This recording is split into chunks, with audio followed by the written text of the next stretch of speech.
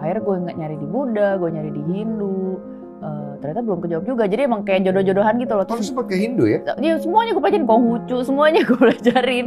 Akhirnya ada tante gue, yuk kita ikut pengajian ini yuk, kita ada pengajian ini, ada Pak Ustadznya gitu. Yang gue juga gak nyangka ternyata kejawabnya sama pemuka agama Islam. Tapi dia nggak tahu lu Dian Sastro? Nggak kenal, nggak tahu. Dan gue juga udah pasrah, gue ngamin, gue udah pasrah aja gitu. Tiba-tiba dibantuin sama orang nggak kenal siapa dan orang Bali, orang yang jaga, pokoknya orang kerja lah di situ. Di situ gue percaya Tuhan tuh ada.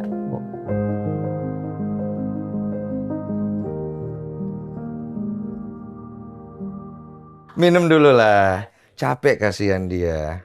3 jam kok dia mau kesini. 2, tapi kejebak ya. Mood gak enak ya? Enggak kok. Jam pura-pura ya. Saya juga kalau kejebak 2 jam, mood saya nggak bagus gitu kok. Tapi kalau kayak misalnya mood lu nih lagi nggak bagus gitu, gimana? How you manage your mood? Bener udah mulai nih. Udah mulai ya. Kita di sini bukan podcast ya, cuma pengen tahu dia. Ini umatnya banyak banget. Jadi how you manage your mood? Misalnya kalau mood lagi kurang bagus nih, how Dian Sastro manage the mood? Susah gue, lu nanyain gue serius gitu, kayak dulu gak pernah ngobrol serius tuh sama gue. Lu belum lihat sisi lain gue. Orang juga belum lihat sisi lain Dian Sastro. Soalnya banyak orang tuh berpikir kayak Dian Sastro itu kan terlalu eksklusif, terlalu ini kan. Cuma kalau gue ngelihat kan lu biasa aja. Biasa aja kan. Very humble, very playful, very organized juga. Cuma kalau moodnya lagi kurang bagus, biasanya dia suka nyolek aku dulu.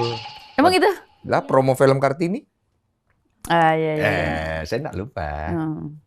Kang Mas lagi PMS nih. Iya, lagi PMS beliau, lagi PMS. Tolong Kang Mas bantuin. Emang gue manggil Kang Mas apa enggak? Kang Mas lu manggil gue dulu. No, rambut lu no. Jadi begini tuh, benerin dulu. Kenapa sih? Itu jadi kayak itu. Iya, oke. Lu manggil gue Kang Mas. Kan kita main film Kartini kan Kang Mas. Iya. Dan dia seneng gitu loh ketika ngerjain orang. Ini salah satu orang jahil dia nih menurut gue. Iya, lu dulu suka enggak Ayu dong. Ayu tuh adek lo yang lebih jahil daripada gue. Enggak lu. Kok gue sih? Lu ngejodohin gue sama Adinia Wirasti ya. Ya, maaf ya Adinia kesebut nama ya. Lu ya. Semua lu. Gue lagi main di sana sama kru, lu panggil. Kamu sini. Jangan lu, ini film lu harus fokus, duduk sini lah. Gue pikir oh ya benar juga.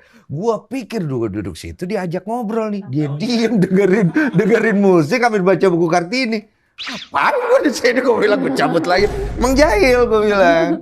Nah, cobalah kau jawab dulu pertama. Bagaimana you change your mood? Ya gini, ngobrol-ngobrol aja. Oh ini ngobrol gitu. Nanti mood lagi. Oh, berarti dari orang sekitar ya? Ya kalau kan dengerin musik kan gue suka dengerin musik tuh. Jadi kayak di Kartini gitu kan. Kadang-kadang udah moodnya udah, aduh gila nih lama banget syutingnya, tapi gue harus bener-bener fokus gitu. Dengerin musik biasanya gampang banget. Playlist lo apa? Random? Korea Sama R&B. Sama lagi sama gue. Yuji. Nggak, gue di PR Live gitu-gitu. Apalagi ya, coba mana handphone Tapi gue. gue nggak tahu judulnya, Wak. Gue cuma tahu gitu kan. Apalagi kalau main film lagi sedih nih, gue cari tuh musik Korea tuh. Langsung air mata gue jatuh gitu. Gue nggak dengerin yang melo-melo tapi gue. Lo yang gue harus happy gitu ya, yang ngebeat gitu. Oh, agak-agak iya playful kan? Gue bilang emang anaknya playful. Lagu-lagu buat lari, Wak. Jadi buat olahraga gitu. Oh iya, oh lu punya pertemanan sehat. Jadi biar larinya tuh satu langkah satu beat gitu loh. Iya. Kalau lagunya terlalu pelan, kita slow nggak enak. Iya. Kurang lucu lagi ya. Ya tapi apa-apa cantik tetap cantik ya. Jangan bete dong, nanti gue dimarahin lo sama fans lo. Jadi orang tuh penasaran kenapa Dian Sastro nggak pernah muncul di podcast. Jarang banget kan sekarang eranya tuh orang collab, muncul podcast, bikin konten. Soalnya gue belum punya channel. Gue kan nggak harus kan. Tapi kalau gue punya channel mungkin gue banyak collab kali. Sebuah kode keras kepada tim saya. Jadi lu ingin memanfaatkan channel lu untuk berkolab, maksudnya begitu iya kan? Dong. Supaya nanti channel lu gede juga. Iya, kalau gue collab tapi gue gak punya channel, nggak untung juga gue. Aduh, ada Cinanya tetap ya. Tapi lu nggak tahu Dian Sastro Cina, ada Cina. Ada Cinanya. Tanya dia, ada Cinanya nggak? Di hati. Lu mau bikin konten apa emang? Kalau lu pengen bikin konten apa? Ngobrol-ngobrol gini gue sukanya. Ngobrol-ngobrol, wawancara teman-teman yang sebenarnya gue pengen banget nanya banyak hal. Kayak gimana? Kayak misalnya gue ngobrol-ngobrol sama teman-teman aktris dan aktor yang kok lu jago banget sih lu di sini waktu itu aktingnya gimana sih, kok bisa sih akting kayak gini gitu. Gue Tapi suka segmented. Nggak semua orang gitu nonton. ya kan nggak semua orang harus kayak lu.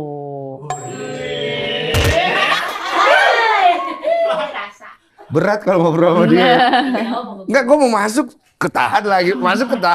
Berat sih emang. Iya, tapi Oke. kan ada orang segmented, boleh dong. Boleh. Nanti kalau yang ngobrolin generalis boleh juga. Gue denger nih bentar lagi 25 tahunnya Dian Sastro di film ya.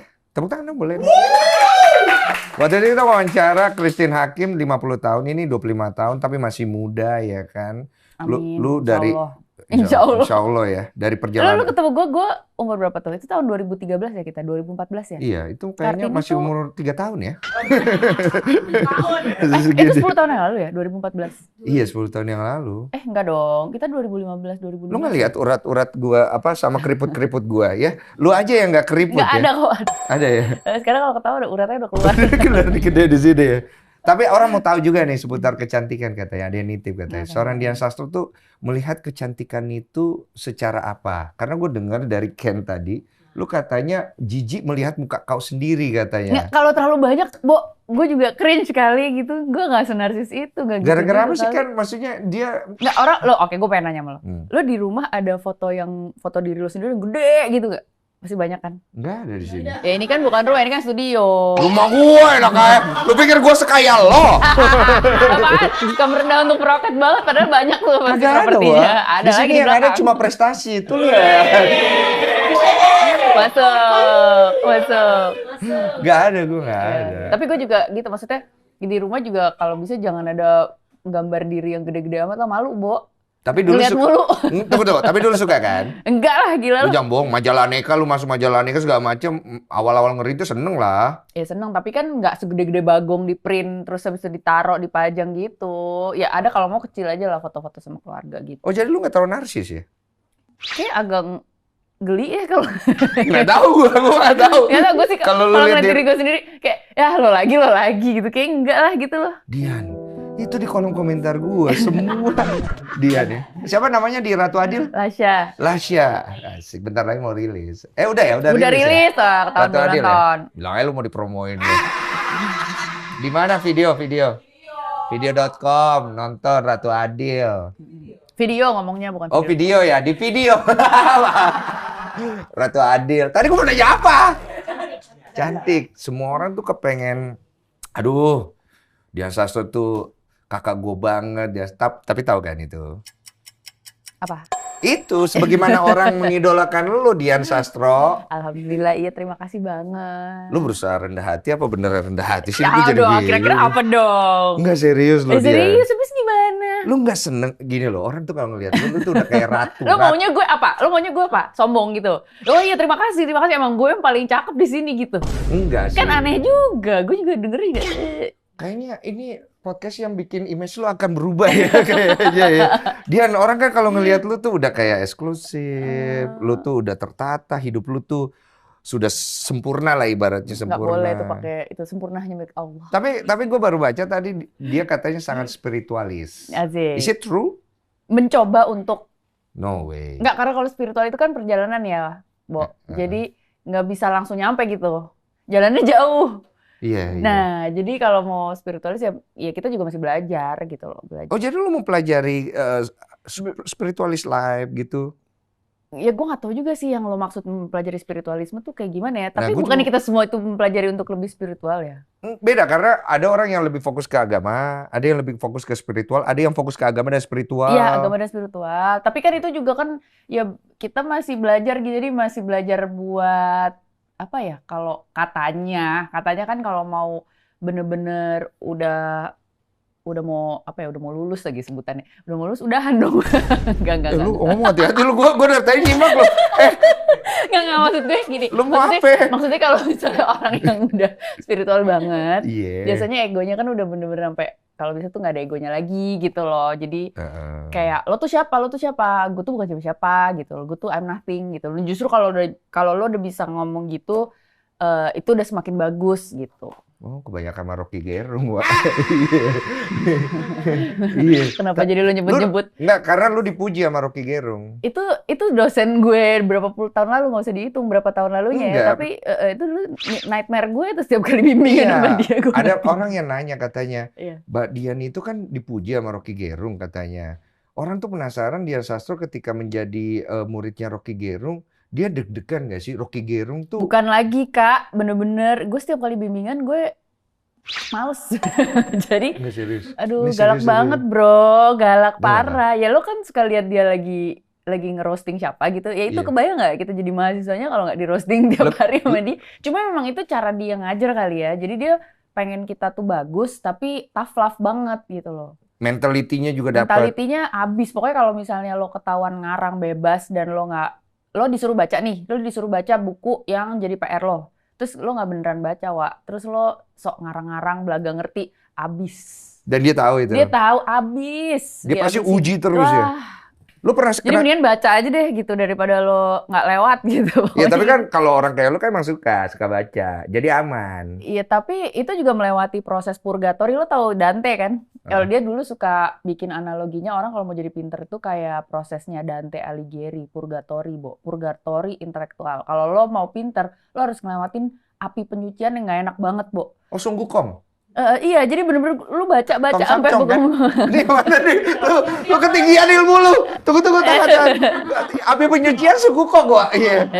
Api penyucian juga ada di Dante Alighieri. Dia kan bikin buku tentang perumpamaan lo kalau mau masuk surga tuh lewat api penyucian dulu. Gitu.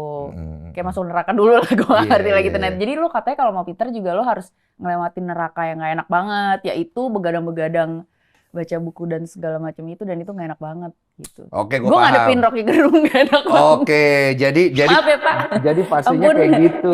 Lu pernah kena marah nggak sama Rocky Gerung? Kena goreng sama Rocky Gerung, aduh sering banget ya Allah. Gimana Wak sikatnya? Ya gitu dah, gue udah lupa dia. Lu kan dia sastro cuy. Ya aduh, kalau di kelasnya dia kita bukan siapa-siapa semua, sama itu berarti semua. Bener dia ngomong nggak? Iya, jadi dia nggak ada tuh yang namanya perlakuan khusus apa, wah nggak bisa bro. Emang harus belajar, emang harus ngerjain PR, harus lewatin. Tapi menurut dia pinter banget. Pinter banget, jadi lo untuk bisa lulus kelasnya dia, lo dapat nilai dia juga lo harus usaha ekstra banget, harus belajar banget. Soalnya susah. Nightmare dong. Nggak gini loh, kalau di filsafat itu kan lo suruh bikin paper. Bikin paper tuh habis itu lo harus cerita dan argumentasi di depan teman-teman lo kan. Iya. Nah kalau lo nggak bener-bener menguasai paper lo, dan lo nggak punya kesimpulan yang out of the box atau yang original gitu, orisinil banget pokoknya. Kalau misalnya terlalu sama-sama aja, mirip-mirip sama yang udah-udah gitu, ngapain lo ngabis-ngabisin waktu gue gitu. Makanya gue bersyukur juga ngelewatin itu, karena walaupun gak enak banget dan susah banget, tapi gue jadi terlatih untuk ngomongin sesuatu tuh kalau bisa yang original gitu loh. Jadi maksud gue ngomongin sesuatu tuh yang penting untuk diomongin gitu loh, yang ada urgensitasnya untuk diomongin gitu. Kalau misalnya nggak penting-penting amat, udah lo nggak usah komentar gitu loh, gitu kayak gitu sih. Iya, cerdas ya. Dari tadi coba nangkep, banyak berat. Skip. Makanya gue juga bingung lo kenapa nanya itu, gue aja nggak mau mikirin itu. Gue udah alhamdulillah lulus berapa simpel. Lo ngapain sih bahasnya filsafat? Iya kita, lu community. Lo lihat nih sekarang akibatnya ya kan? Nih, Matrix nih pertanyaan. Udah, berhentilah sama Rocky Gerung pertanyaannya. Udah cukup ya. Kita tadi gue tertarik. Buat apa sih kita hidup? Nah, kita pengen tahu. Ya. Sebenarnya goal hidupnya Dian Sastro nih di mana? Karena kalau kita melihat, enggak, karena gue dengar 25 tahun berkarya lu ini kayak kontemplasi lu selama 25 tahun ini. Lu pengen ngelihat lagi selama 25 tahun ini apa yang lu kerjakan, apa yang sudah lu achieve dan segala macam. Itu kan bagian dari kontemplasi ya. Berarti kan ada mungkin keresahan. Sebenarnya intinya gue mau ngapain sih, Bo, gitu ya. Gue selama ini. Lu pengen apa lagi sih? Enggak, lu pengen apa lagi sih dalam hidup lu? Itu dia, gue juga lagi mikir, Bo. Jadi makanya gue sebenarnya temanya adalah gue juga lagi mungkin di umur segini kali ya, lo udah mulai menanyain juga ke diri lo gitu. Oke nih, alhamdulillah nih lo udah paruh baya nih gitu. Lo sebenarnya yang lo jalanin selama ini tuh sebenarnya buat makna yang lebih dalam apa ya?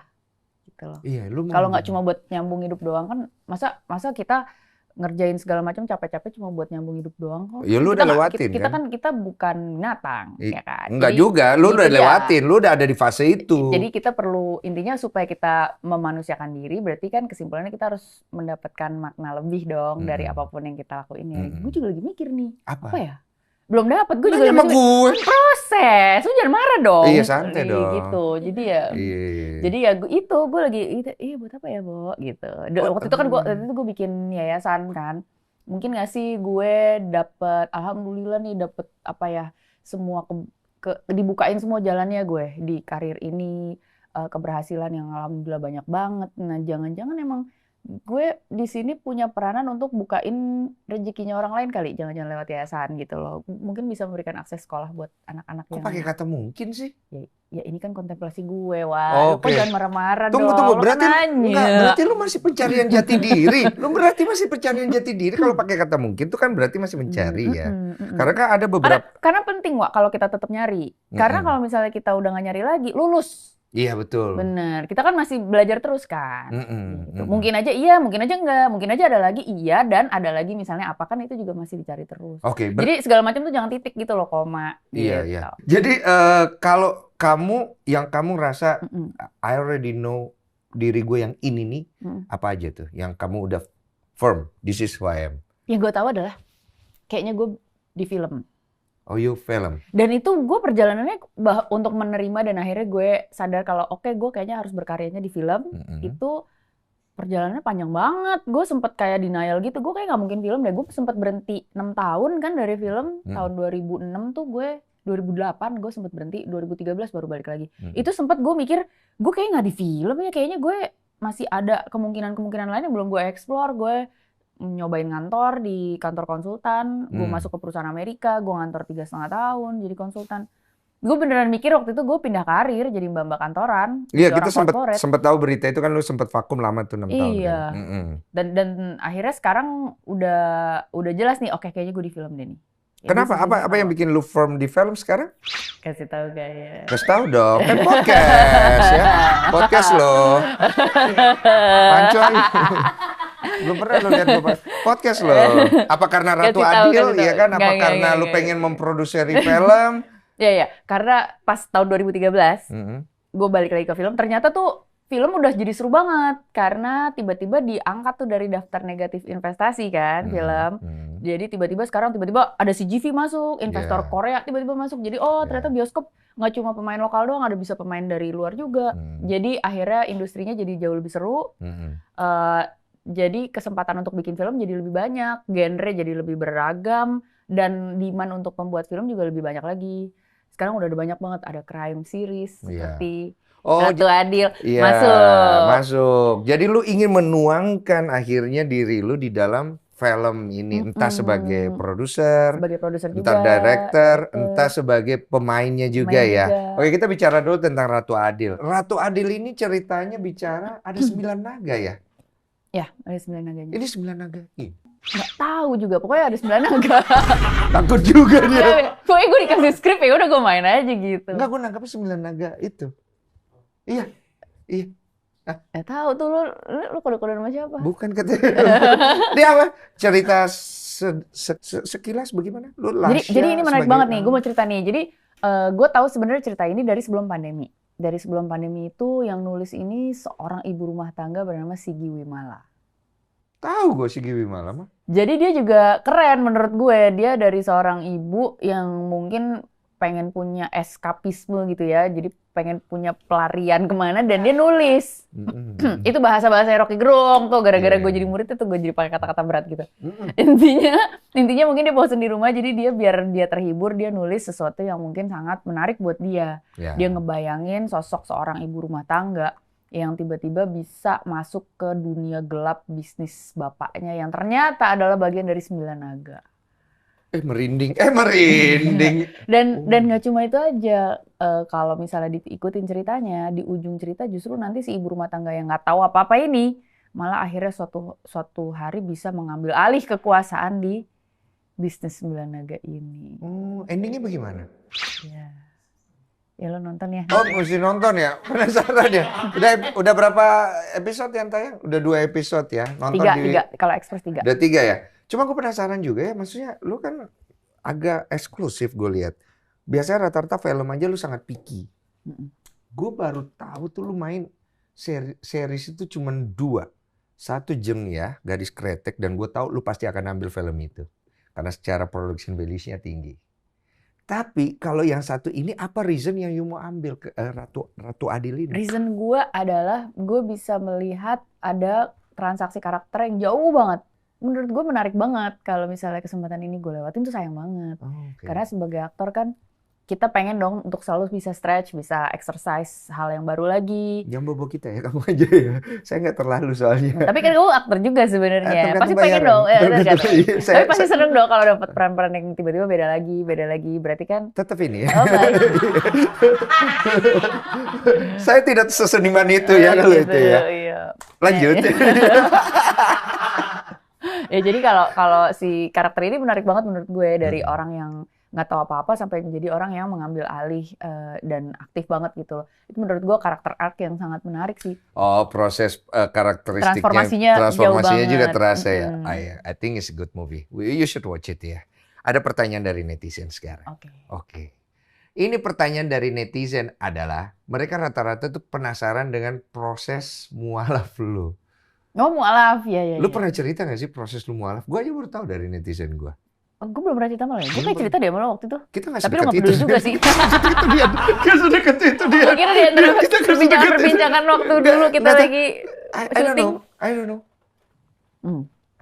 Jadi gini. Punya cerita, tapi you pernah share ke orang? Pernah. Jadi long story short. Nyokap gue Katolik. Jadi gue digedein Katolik. Bokap gue Buddha. Gitu ya. Tapi bokap gue juga ternyata tuh dia digedeinnya tuh Islam, Jawa Islam. Terus dia di SMP umur 13 tahun dia nyari. Dan ternyata dia menemukan jalannya dia di Buddha Jepang. Terus Buddha Jepang. Nichiren Shoshu Indonesia ada deh pokoknya. Yang satu wihara sama Mas Sulung. Ya, Mas Sulung, ya. Terus makanya Mas Sulung kenal. Terus habis itu jadi gue digedein di keluarga yang lumayan warna-warni nih, ya kan. Terus gue digedein Katolik sama nyokap gue udah sampai sakramen komuni, sampai baptis, komuni. Terus gue belum nyampe krisma.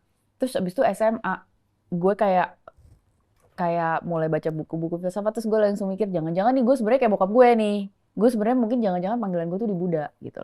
Terus kata nyokap gue, ya udah kamu coba cari aja yang benar tuh sebenarnya kamu apa bisa aja gitu loh. Oke, aku coba pelajarin semuanya ya. Aku pelajarin Buddha. Tapi kok pertanyaan-pertanyaan filsafat gue kok nggak kejawab ya? Oh, nggak kejawab di situ? Di biksu gitu loh. Pokoknya gue ngucap sama Tuhan, gue bilang, ya Tuhan, aku tuh orangnya pengen nanya gitu loh. Pengen nanya, kenapa kita harus hidup? Kenapa kita harus pernah, pokoknya repot banget sih gini-gini, pokoknya buat apa gitu intinya. Aku pengen terjawab pertanyaan-pertanyaan kayak gitu. Dan dijawabnya kalau dirimu bisa memberikan aku kayak pemimpin agama yang bisa ngejawab pertanyaan-pertanyaan aku mau ngejalanin agama itu. Akhirnya gue nggak nyari di Buddha, gue nyari di Hindu, ternyata belum kejawab juga. Jadi emang kayak jodoh-jodohan gitu loh. Kalau sempat ke Hindu ya? Ya semuanya gue pelajarin, Konghucu semuanya gue pelajarin, bener-bener semuanya. Sampai akhirnya ada tante gue, yuk kita ikut pengajian ini yuk. Kita ada pengajian ini, ada pak ustadznya gitu. Oh ya udah oke gitu loh. Nggak taunya menarik banget. Di situ gue juga tanpa ada ekspektasi apa-apa gitu ya. Iya Pak Ustadz, sebenarnya buat apa sih kita hidup begini-gini, buat ini. Tiba-tiba dibuka lah, ada kayak ayat Quran apa, terus gue juga udah lupa lagi ayatnya apa, tapi pokoknya dia menjawab dengan sangat filosofis dan sangat logis, yang gue juga nggak nyangka ternyata kejawabnya sama pemuka agama Islam. Ada namanya Pak Rahmat. Terus, dan gue enak banget dengerin penjelasannya dia, karena jarang loh lo nemu kayak pemimpin agama, pastor, biksu, siapapun lah gitu ya. Tapi yang ngobrolnya tuh nyambung gitu loh. Nah gue tuh harus dijawab gitu loh pertanyaan-pertanyaan logika gue. Walaupun akhirnya nanti perjalanannya nggak akan logika terus ya gitu. Cuma akhirnya kejawab, terus gue langsung mikir, ya Allah, ya Tuhan waktu itu gue bilangnya, apa mungkin ini kali ya. Jadi gue dijawabnya di sini ya berarti gue harus jalanin ini. Ya udah deh Pak, saya belajar terus sama Bapak gitu. Gitu. Terus itu kata Bapak, ya tergantung kamu mau sholat nggak 5 waktu. Karena sekarang saya udah tahu buat apa gitu ya, saya mau deh belajar lah gue besokannya ngafalin Al-Fatihah. Ngafalin pakai buku SD tuh. Dan kalau gue ngafalin itu kan bahasa Arab susah ya. Iya. Di umur 21 tahun gue ngafalin bahasa Arab blablabla gitu kan. Tapi yang membantu gue menghafal karena gue aktor, gue aktris, gue harus ngafalin artinya. Karena kalau nggak gue nggak bisa menjiwainya kan. Jadi gue tuh harus hafal artinya. Jadi setiap kali gue melafalkan Arabnya gitu, gue bisa menjiwai artinya. Iya. Karena kalau nggak gue akan sulit sekali ya menjiwai ibadah gue. Gue aktor gitu loh. Kan gue harus ngafalin skrip kan harus pakai ada perasaannya gitu kan. Jadi nggak mungkin banget gue ibaratnya di mulut gitu loh. Lu mengerti maknanya. Gitu. Jadi itu membantu gue untuk bisa mendalami. Jadi akhirnya dari situlah itu di umur 21 tahun. Kenapa lu memilih dengan cara berpikir lu yang cukup kompleks ini ya, dengan banyak pertanyaan. Kenapa lu memilih beragama? Nah itu pertanyaannya. Nggak tahu ya, gue tuh termasuk orang yang justru dengan cara pikir filsafat yang berlapis dan argumentatif banget. Gue tuh kayak malah di ketemuinnya tuh justru intinya adalah ke Tuhan gitu loh. Maksudnya ya ngebawa lu semua ke situ. Iya, intinya tuh kita tuh harus punya faith gitu. Dan faith itu intinya adalah kebenaran, dan kebenaran tunggal itu adalah itu gitu loh. Jadi gue tuh termasuk yang dikasih, mungkin bahasanya tuh hidayah kali ya, mungkin, tapi gue dikasih rezeki arahannya tuh ke situ. Banyak banget teman-teman yang mungkin ada juga arahannya nggak ke sana, ada juga kan yang lebih ke logis, akhirnya ke sains, akhirnya lama-lama nggak kayak nggak nyambung gitu sama ketuhanan. Tapi gue ternyata malah masuknya ke ketuhanan gitu loh. Itu kan lama-lama nanti ke spiritualis, dia akan masuk lebih dalam tuh dari agama itu. Cuma kan biasanya kita berangkat itu dari keresahan dulu. Keresahan, titik lemah kita, titik terpuruk, ada pertanyaan soalnya. Masuk. Dian Sastro, titik terendah dalam hidup. Nah, itu kan dari situ juga tuh ada pasti. Ada kah? Ada. Banyak, lo mau yang di mana? Banyak banget. Nih gue mau cerita satu adegan nggak nih ya? Menarik sekali nih. Tahun 2002 atau 2003 ya? Gue lagi diajak Bali pertama, baru terjadi beberapa minggu sebelumnya. Bali kayak kota mati, kayak ghost town gitu ya, ekonomi terpuruk. Terus ada beberapa teman-teman dari anak-anak geng-geng Aksara tuh dulu di Jakarta ya, bikin inisiatif 1000 lilin ke Bali. Jadi 1000 orang pertama yang datang lagi ke Bali untuk menghidupkan perekonomian di situ. Datanglah kita, salah satunya ada Nugi. Tapi dia ternyata udah lama malah. Oh ya, gue ketemu di situ, dia ternyata ada lo juga Nugi gitu. Gue baru mualaf lagi, baru mulai ngafalin Al-Fatihah. Terus baru bisanya itu doang kalau nggak salah. Terus habis itu gue masuk ke situ, itu sepi banget. Terus ada sebuah kegiatannya tuh, kita lihat situs pemboman. Baunya masih. Masih baunya? Masih, bau gosong, campur bau, bau amis anyir itulah ya gitu. Suasananya nggak enak banget gitu loh. Dan itu kan, lo tahu Kute itu kan, jalan itu kan, jalan Legian itu kan. Itu kan yang, ini kan pantai nih. Ini kan lo gini, terus habis itu lo belok kiri, terus ini nih pedis sama itu kan. Bomnya gitu kan. Gue ngeliat kawahnya tuh 1 meter, 2 meter ke bawah. Yang di bawahnya mobil itu. Waduh, gue di situ nggak tahu ya, mungkin karena gue di situ sensitif banget ternyata, Bo. Itu gue nginep di Hotel Hard Rock. Itu Hotel Hard Rock kan yang ada musik terus, ya happening. Bo, di situ rasanya bener-bener mati, bener-bener serem banget. Dan gue tidur di situ sama temen gue, Mbak Raya Makarim.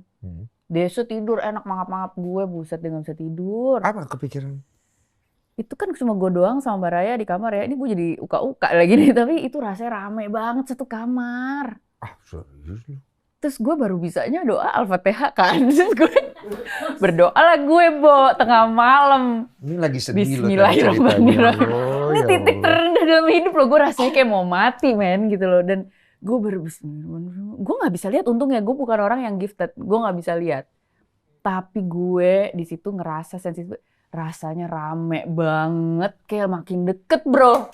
Gue yang kayak, ya ampun ya Tuhan. Ya gue udah gak tahu lagi, gue udah cuma bisa doa aja. Gue cuma bisa doa lebih aja. Ke takut ya? Kayak lagi disamperin sama banyak banget orang sekampung. Bulu kuduk merinding. Ya ampun, besokannya kita ada acara melarung sama pedanda-pedanda Bali. Pantai? Untuk melarung ke pantai. Pokoknya semua kesedihan, semua Buang ke itu kita situ. secara simbolisasi kita lepasin, kita let go lah, kita cuci lah gitu. Tolong siapapun jiwa-jiwa yang merasa disakiti tidak segala macam kita doakan mereka supaya mereka bisa ikhlas apa gimana, pokoknya kita serahkan lagi kepada alam gitu biar dicuci sama laut gitu loh. Wah, gue baca puisinya berapa baris gitu ya. Lu baca puisi? Baca puisi yang ditulis sama Gunawan Muhammad kalau nggak salah, tentang ada pokoknya jangan sampai kita biarkan kekerasan menjadi cara yang lazim untuk mengemukakan pendapat. Itu di kalimat itu gue nangis sampai gue nggak bisa denger puisi gue sendiri, gue ngomong apa sih, pokoknya udah ingus kemana-mana. Terus yang nonton baraya gini, gue ngeliat mukanya gini kayak itu nggak ada yang tahu gue ngomong apa. Enggak, lu berpikir kayak orang akan nangis semua gitu. Iya, nggak tahu gue doang.